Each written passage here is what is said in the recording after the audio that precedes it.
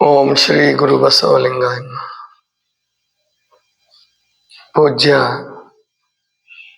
ಜಗದ್ಗುರು ವಾಲ್ಮೀಕಿ ಪ್ರಸನ್ನಾನಂದ ಸ್ವಾಮಿಗಳವರಲ್ಲಿ ಶರಣುಗಳನ್ನು ಸಲ್ಲಿಸಿ, ಪೂಜ್ಯ ಮಾತಾಜಿಯವರಾದ ಶಿವದೇವಿ ಮಾತಾಜಿಯವರಲ್ಲಿ ಶರಣುಗಳನ್ನು ಸಲ್ಲಿಸಿ, ಸರ್ವರಿಗೂ ಶರಣು. ಇವತ್ತು ಪೂಜ್ಯರಾದ ವಾಲ್ಮೀಕಿ ಪ್ರಸನ್ನಾನಂದ ಸ್ವಾಮೀಜಿಗಳು ಈ ನಮ್ಮ ಬೆಳಗಿನ ಶಿವಾನುಭವಕ್ಕೆ ಆಗಮಿಸಿದ್ದಾರೆ. ಶರಣರ ಅನುಭವ ಮಂಟಪದಲ್ಲಿ ಮತ್ತು ಬಸವಣ್ಣನವರ ಮಹಾಮನೆಯಲ್ಲಿ ಜಂಗಮದ ಬರುವು ಅದು ಬಹಳ ವಿಶೇಷ ಅಂತ ಆ ದಿನವನ್ನ ಸಂತೋಷಿಸ್ತಾರೆ. ಲಿಂಗ ಪೂಜೆ ಮಾಡಿ ಅದರ ಸಾರ್ಥಕ ಏನಪ್ಪಾ ಅಂತಂದ್ರೆ ಜಂಗಮನ ಆಗಮನ. ಯೋಗಿಗಳು, ತ್ಯಾಗಿಗಳು, ಜ್ಞಾನಿಗಳು, ಶ್ರಮಜೀವಿಗಳು ಎಲ್ಲರೂ ಜಂಗಮರೇ. ಜಂಗಮ ಅಂತಂದ್ರೆ ಅದೊಂದು ಜಾತಿವಾಚಕ ಅಲ್ಲ, ಜಾತಿ ಸೂಚಕವೂ ಅಲ್ಲ. ಅದು ವಿಶ್ವ ಮಾನವತ್ವದ ಸಂಕೇತ ಜಂಗಮ ಅಂತ. ಜಾತಿ, ಧರ್ಮ, ಮತ, ಪಂಥ ಎಲ್ಲವನ್ನೂ ದಾಟಿ ಜಗತ್ತಿನ ಹಿತಕ್ಕಾಗಿ, ಇನ್ನೊಬ್ಬರ ಒಳಿತಿಗಾಗಿ ತನ್ನ ಶ್ರಮವನ್ನ ಯಾವುದೇ ಅಪೇಕ್ಷೆ ಇಲ್ಲದೆ ವ್ಯಯಿಸುವವನು ಜಂಗಮ. ಆ ದೃಷ್ಟಿಯಿಂದ ಜಂಗಮ ಬಂದಾಗ ಅತ್ಯಂತ ಸಂತೋಷ ಪಡ್ತಾರೆ ಶರಣರು. ಹಾಗೆ ನಮ್ಮ ವಾಲ್ಮೀಕಿ ಪ್ರಸನ್ನಾನಂದ ಸ್ವಾಮಿಗಳು ತಮ್ಮ ಅನುಕೂಲ ನೋಡಿಕೊಂಡು ಯಾವಾಗಲಾದರೂ 3 ವರ್ಷ 2 ವರ್ಷ ಈ ಕಡೆ ಬಂದಾಗ ದಯಮಾಡಿಸ್ತಿರ್ತಾರೆ. ಅವ್ರಿಗಿಲ್ಲಿ ಶಿವಾನುಭವದಲ್ಲಿ ಭಾಗವಹಿಸೋದು, ಚಿಂತನೆ ಕೇಳೋದು, ಪ್ರಾರ್ಥನೆ ಮಾಡೋದು ಬಹಳ ಸಂತೋಷದ ಸಂಗತಿ ಅವರಿಗೆ. ನಿನ್ನೆ ಇಲ್ಲಿ ತಮ್ಮ ಸಭೆ ಮತ್ತು ಬೇರೆ ಬೇರೆ ಕಾರ್ಯಕ್ರಮಗಳಿಂದ ಧಾರವಾಡಕ್ಕೆ ಬಂದಿದ್ರು. ನಾನು ಹೇಳಿದೆ ಅವರಿಗೆ, ಅಂದ್ರೆ ಪುಸ್ತಕ ವಚನಾಂಕಿತಗಳ ವೈಶಿಷ್ಟ್ಯ ಮತ್ತು ವೈವಿಧ್ಯ, ವಚನ ಹೃದಯ ಪುಸ್ತಕವನ್ನ ಅವ್ರಿಗೂ ಕೊಡ್ಬೇಕಾಗಿತ್ತು. ಯಾಕಂದ್ರೆ ಅವರು ದಾಸೋಹಿಗಳು. ನಮ್ಮ ಮಹಾಮನೆಗೆ ಸಂದರ್ಭಾನುಸಾರವಾಗಿ ಅವರು ಬಹಳ ದೊಡ್ಡ ಪ್ರಮಾಣದಲ್ಲಿ ದಾಸೋಹವನ್ನು ನೀಡಿದ್ದಾರೆ. ಹಾಗಾಗಿ ದಾಸೋಹಿಗಳಿಗೆಲ್ಲ ನೆನಪಿಸ್ಕೊಂಡು ನಾನು ಈ ಪುಸ್ತಕವನ್ನ ಕಳಿಸ್ತಾ ಇದ್ದೀನಿ, ಕೊಡ್ತಾ ಇದ್ದೀನಿ. ಹಾಗೆ ಅವ್ರದ್ದು ನೆನಪಾಯ್ತು. ಮೊನ್ನೆ ದಾವಣಗೆರೆ ಮೇಲೆ ಬರ್ತಿರ್ಬೇಕಾದ್ರೆ ನೆನಪಾಯ್ತು. ನಾನು ಫೋನ್ ಮಾಡಿದೆ ಅವರ ಶಿಷ್ಯರಿಗೆ. ಫೋನ್ ಮಾಡಿದಾಗ ಹೀಗೆ ಪ್ರವಾಸದಲ್ಲಿದ್ದಾರೆ ಅಂತ ಗೊತ್ತಾಯ್ತು. ಹಂಗಾದ್ರೆ ಈ ಪುಸ್ತಕ ಹೇಗೆ ಮುಟ್ಸೋದು ಅಂತ. ಇಲ್ಲ, ನಾನೇ ಬರ್ತೀನಿ, ಧಾರವಾಡಕ್ಕೆ ಬರೋದೇ ಇದೆ, ಬಂದು ತಗೊಳ್ತೀನಿ ಅಂತ ಹೇಳಿದ್ರು. ಬಂದ್ರು. ಎಲ್ಲರಿಗೂ ಸಂತೋಷ ಆಗಿದೆ. ಮತ್ತಿವತ್ತು ಇನ್ನೊಂದು ಸಂತೋಷದ ಸಂಗತಿ ನಿಮ್ಮೆಲ್ರಿಗೂ ತಿಳಿಸ್ಬೇಕಾಗಿದೆ. ಆಕಾಶವಾಣಿ ನಮ್ಮ ದೇಶದ ಬಹಳ ಮುಖ್ಯವಾದಂತಹ ಸಮೂಹ ಮಾಧ್ಯಮ. ಅದು ಇತ್ತೀಚೆಗೆ ತನ್ನ ವ್ಯಾಪ್ತಿಯನ್ನ ಕಡಿಮೆ ಮಾಡ್ಕೊಂಡಿದೆ ಅಂತ ಅನ್ಕೊಂತಿದ್ರು ಎಲ್ರು.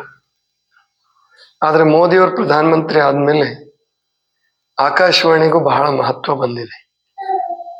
ಮತ್ತು ಒಳ್ಳೊಳ್ಳೆ ಕಾರ್ಯಕ್ರಮವನ್ನು ಕೊಟ್ರೆ ಸಾವಿರಾರು ಜನ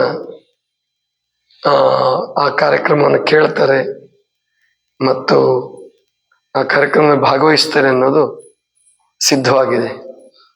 ಅದಕ್ಕೆ ಮಹಾಮನೆಯ ವತಿಯಿಂದ ನಿಸರ್ಗ ಜ್ಞಾನಾಮೃತ ಅನ್ನುವಂತಹ ಒಂದು ಪ್ರಾಯೋಜಿತ ಕಾರ್ಯಕ್ರಮವನ್ನ ನಾವು ಆಯೋಜನೆ ಮಾಡ್ತಾ ಇದ್ವಿ. ವಾರಕ್ಕೊಂದ್ಸಾರಿ ಧಾರವಾಡ ಮತ್ತು ಕಲಬುರಗಿ ಕೇಂದ್ರಗಳಿಂದ ಈ ಕಾರ್ಯಕ್ರಮ ಪ್ರಸಾರ ಆಗತ್ತೆ. ಅದಕ್ಕೆ ಅದರ ಉದ್ಘಾಟನೆ ಇವತ್ತು 11:30ಯಿಂದ 12:30 ಗಂಟೆವರೆಗೆ 1 ಗಂಟೆ ಉದ್ಘಾಟನೆ ಆಗತ್ತೆ. 2 ಕೇಂದ್ರಗಳು ಪ್ರಸಾರ ಮಾಡ್ತವೆ. ಮುಂದಿನ ಗುರುವಾರದಿಂದ ಬೆಳಿಗ್ಗೆ 6:35ಕ್ಕೆ ಈ ಕಾರ್ಯಕ್ರಮ ಪ್ರಸಾರ ಆಗತ್ತೆ.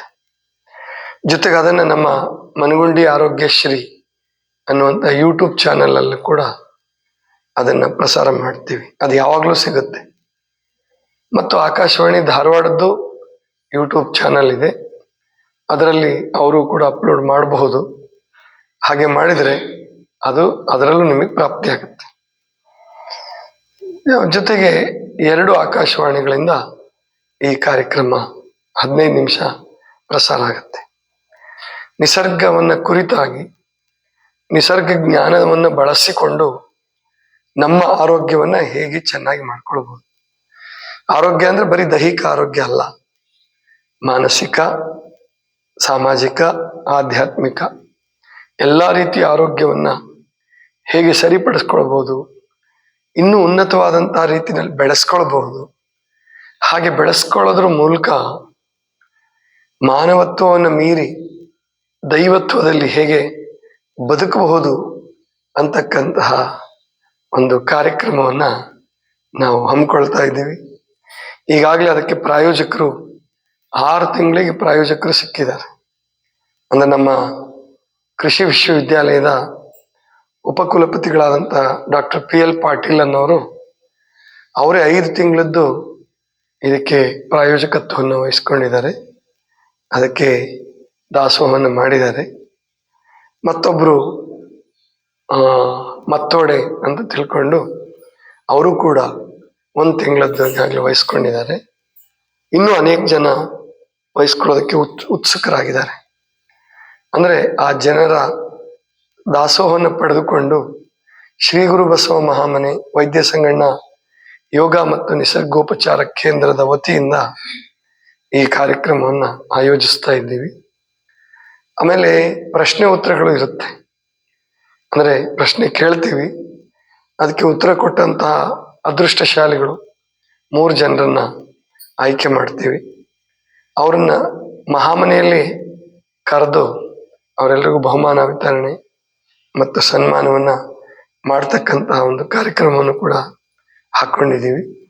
ಆ ದೃಷ್ಟಿಯಿಂದ ಇವತ್ತು ಬಹಳ ವಿಶೇಷವಾದ ದಿನ. ನಮ್ಮ ಯೂಟ್ಯೂಬ್ ವ್ಯೂವರ್ಸ್ ಅಂದ್ರೆ ಏನು ಪ್ರೇಕ್ಷಕರೇನಿದ್ದೀರಾ, ನೀವೆಲ್ಲರೂ ಈ ಕಾರ್ಯಕ್ರಮದಲ್ಲಿ ಪಾಲ್ಗೊಳ್ಬೇಕು. ರೇಡಿಯೋ ಕೇಳಕ್ಕೆ ಆಗದೆ ಹೋದ್ರೆ, ರೇಡಿಯೋ ಕೇಳೋದು ಬಹಳ ಚೆನ್ನಾಗಿರುತ್ತೆ, ಆಗದೆ ಹೋದ್ರೆ ಮತ್ತೆ ಯೂಟ್ಯೂಬ್ ಚಾನೆಲ್ ಅಲ್ಲಿ ಕೂಡ ಈ ಕಾರ್ಯಕ್ರಮ ಸಿಗುತ್ತೆ. ಅದನ್ನು ಬಳಸ್ಕೊಂಡು ನೀವು ಚೆನ್ನಾಗಿ ಇದರ ಪ್ರಯೋಜನ ಪಡ್ಕೊಳ್ಳಿ. ನಿಸರ್ಗ ದತ್ತವಾದಂತ ಅಂದ್ರೆ ವಿಜ್ಞಾನನೂ ಇರುತ್ತೆ, ಅದರಲ್ಲಿ ಆಧ್ಯಾತ್ಮನೂ ಇರುತ್ತೆ, ಆರೋಗ್ಯನೂ ಇರುತ್ತೆ. ವಿಜ್ಞಾನವನ್ನು ಕೂಡ ನಾವು ಬಳಸ್ಕೊಂಡು ಈ ಕಾರ್ಯಕ್ರಮವನ್ನು ವಿಶೇಷವಾಗಿ ರೂಪಿಸಬೇಕು ಅನ್ನುವಂತಹ ಉದ್ದೇಶವನ್ನು ಇಟ್ಕೊಂಡಿದ್ದೀವಿ. ಅದಕ್ಕೆ ನಿಮ್ಮೆಲ್ಲರ ಒಂದು ಪಾಲ್ಗೊಳ್ಳುವಿಕೆ, ಸಹಕಾರ, ಸಲಹೆಗಳು ಇರಲಿ ಅಂತ ತಿಳ್ಕೊಂಡು ಹಾರೈಸ್ತಾ, ನಮ್ಮ ಇವತ್ತು ಏನು ಆಗಮಿಸಿದರೆ ವಾಲ್ಮೀಕಿ ಪ್ರಸನ್ನಾನಂದ ಸ್ವಾಮಿಗಳು, ಅವರು ನಮ್ಮನ್ನೆಲ್ಲ ಉದ್ದೇಶಿಸಿ ಆಶೀರ್ವಚನವನ್ನ ನೀಡ್ತಾರೆ ಕೆಲವು ನಿಮಿಷಗಳ ಕಾಲ. ಆನಂತರ ಮಂಗಳದೊಂದಿಗೆ ಈ ಕಾರ್ಯಕ್ರಮ ಮುಕ್ತಾಯ ಆಗುತ್ತೆ. ಸರ್ವರಿಗೂ ಶರಣು ಶರಣಾರ್ಥಿ.